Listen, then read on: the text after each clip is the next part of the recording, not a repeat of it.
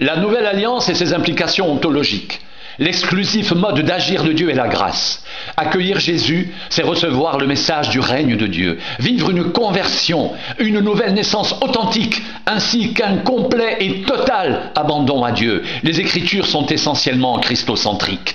La communauté de vie avec Dieu est conditionnée par l'accomplissement de la volonté de Dieu en la personne de Jésus, de même que la position de chacun par rapport à Jésus détermine son accès au royaume. Le salut est tout aussi personnel que le chemin qui y conduit. Jésus dit « Je suis le chemin, la vérité, la vie ». Jean 14, 6. Les relations de personne à personne instaurées par le Christ entre le Père et le racheté. Le racheté lui-même ne saurait subir aucune altération par ajout de quelque observance légale ou traditionnelle annihilatrice de la volonté divine. Vous annulez ainsi la parole de Dieu au profit de votre tradition, Matthieu 15, 6. Ce peuple m'honore des lèvres, mais son cœur est éloigné de moi. C'est en vain qu'il m'honore en enseignant des préceptes qui sont des commandements d'hommes, Matthieu 15, 8, 9. Ce n'est pas par des choses périssables, par de l'argent ou de l'or que vous avez été rachetés de la vaine manière de vivre que vous aviez hérité de vos pères. 1 Pierre 1, 18. Le type de relation que Christ inaugure entre Dieu et l'homme par l'œuvre de la croix abolit tout régime légal périmé, tout système juridique d'acquittement, d'obligation par œuvre et effort personnel est irréversiblement révolu.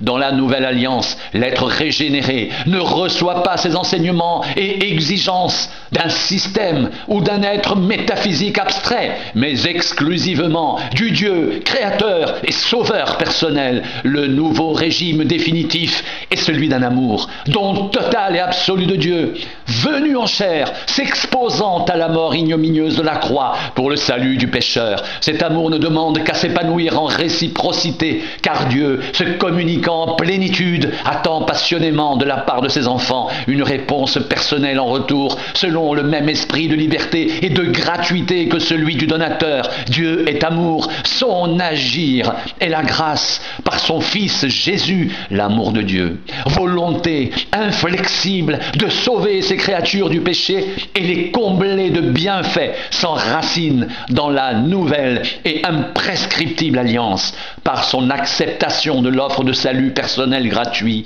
Chaque être humain peut reconnaître en Jésus son sauveur et l'ultime révélation de Dieu à l'adresse d'une humanité en situation de détresse et de perdition irréversible. Cette ultime et exclusive révélation salvatrice n'envisage aucune autre alternative de sortie de crise hormis le salut en Jésus-Christ, seul capable de soustraire le pécheur à son aliénation transgressive aux conséquences éternelles tragiques, par une récréation totale sur le seul modèle conforme aux exigences de Dieu, celui de son Fils éternel. Après avoir autrefois à plusieurs reprises et de plusieurs manières parlé à nos pères par les prophètes, Dieu, dans ces derniers temps, nous a parlé par le Fils qu'il a établi et héritier de toutes choses, par lequel il a aussi créé le monde et qui, étant le reflet de sa gloire et l'empreinte de sa personne et soutenant toutes choses par sa parole puissante, a fait la purification des péchés et s'est assis à la droite de la majesté divine dans les lieux très hauts, devenu d'autant supérieur aux anges qu'il a hérité d'un nom plus excellent que le leur. Hébreux 1, 1, 4. Dieu, sans tenir compte des temps d'ignorance, annonce maintenant à tous les hommes en tout lieu qu'ils aient à se repentir, parce qu'il a fixé un jour où il jugera le monde selon la justice par l'homme qu'il a désigné, ce dont il a donné à tous une preuve certaine en le ressuscitant des morts. Actes 17, 30, 31. Le Seigneur ne tarde pas dans l'accomplissement de la promesse, comme quelques-uns le croient, mais il use de patience envers vous, ne voulant pas qu'aucun périsse, mais voulant que tous arrivent à la repentance. 2 Pierre 3, 9. Car il y a un seul Dieu et un seul médiateur entre Dieu et les hommes, Jésus-Christ homme, qui s'est donné lui-même en rançon pour tous. C'est là le témoignage rendu en son propre temps. 1 Timothée 2, 5, 6. Il n'y a de salut en aucun autre, car sous le ciel, il n'y a pas un autre nom qui ait été donné aux hommes par lequel nous devions être sauvés. Actes 4, 12. Ces informations vitales, communication du Saint-Esprit, nous renvoient à la gravité de la problématique spirituelle de notre humanité, mais également au contrepoids d'espérance qui lui est offerte. Chaque être humain est convoqué par le Créateur, en colloque singulier, hors de tout biais philosophique ou religieux, en vue d'une résolution décisive et définitive de la question du péché le concernant. Aucun ne réalisera jamais la finalité pour laquelle il a été créé sans abandon de ses dénégations, justifications et sans traitement à la racine de la question majeure du péché, de sa transgression, cause de tous désordres et faillites individuels et collectifs. Des défis, risques et enjeux cruciaux s'imposent en ces temps de la fin à cette humanité en rupture de banc, contumax dont la crise systémique transgressive initiée en Éden au tout début de son existence, n'a jamais cessé de s'amplifier catastrophiquement depuis, en dépit des efforts effrénés déployés par les diverses civilisations historiques, occidentales incluses. La mesure est comble, le temps est court, l'urgence est à la prise de conscience et de décision. Il n'est qu'une seule alternative, la perdition inhérente au péché, ou le salut inhérente à la grâce, chacune avec ses incidences et conséquences éternelles, distinctes et opposées. Le monde vit une période charnière, située entre deux ères. Depuis Jean-Baptiste, l'histoire du salut tente irrésistiblement vers sa résolution.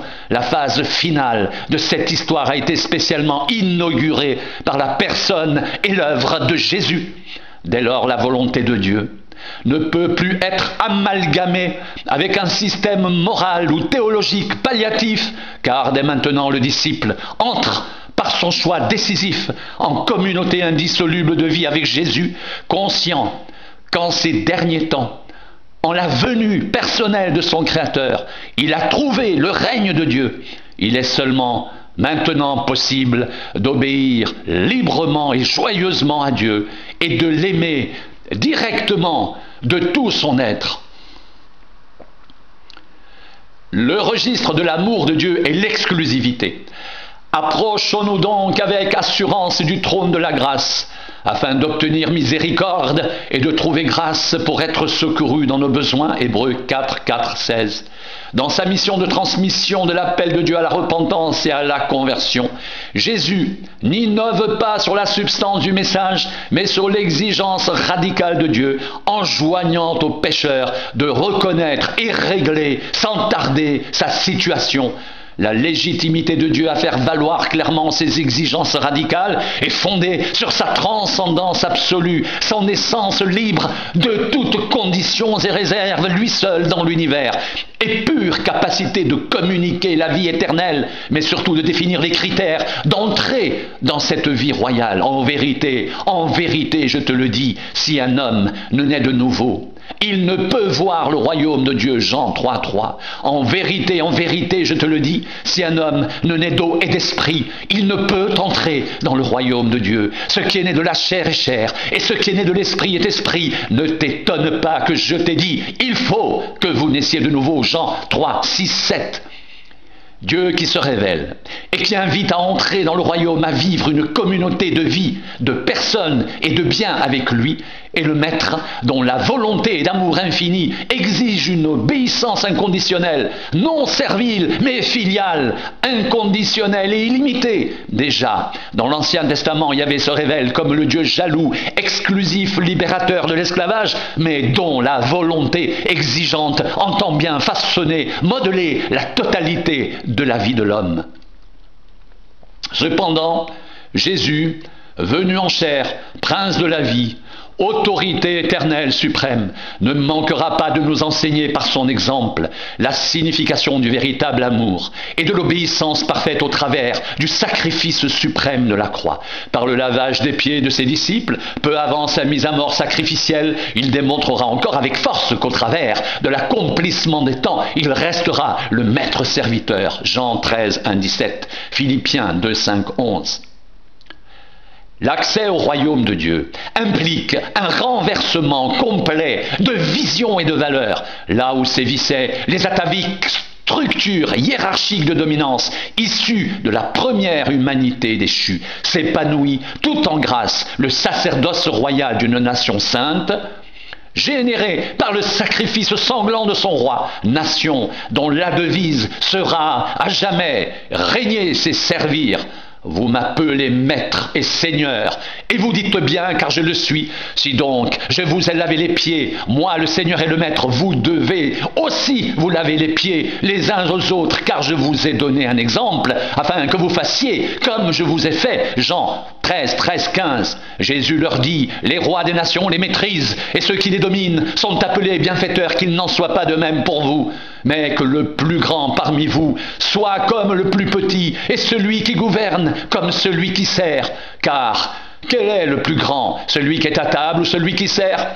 N'est-ce pas celui qui est à table? Et moi cependant, je suis au milieu de vous comme celui qui sert. Luc 22, 25, 27. Vous, au contraire, vous êtes une race élue, un sacerdoce royal, une nation sainte, un peuple acquis, afin que vous annonciez les vertus de celui qui vous a appelé des ténèbres à son admirable lumière. 1 Pierre 2,9. Ô profondeur des richesses et de la sagesse et de la connaissance de Dieu, que ses jugements sont incompréhensibles et ses voies impossibles à trouver. Car qui est-ce qui a connu la pensée du Seigneur? Ou qui a été son conseiller? Ou qui est-ce qui lui a donné le premier? Et il lui sera rendu, car de lui et par lui et pour lui sont toutes choses. À lui soit gloire éternellement. Amen. Romains 11, 33, 36.